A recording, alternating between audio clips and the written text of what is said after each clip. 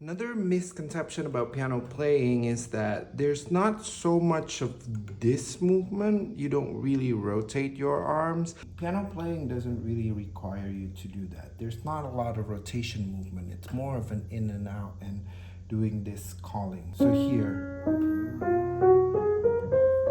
the thumb moved that way, but you never really complete a rotation that you turn on your hand. You don't really go over and past the key bed to go back.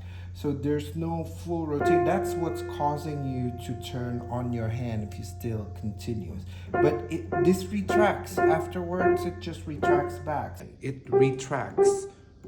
And then the others are just kind of like coming in and out.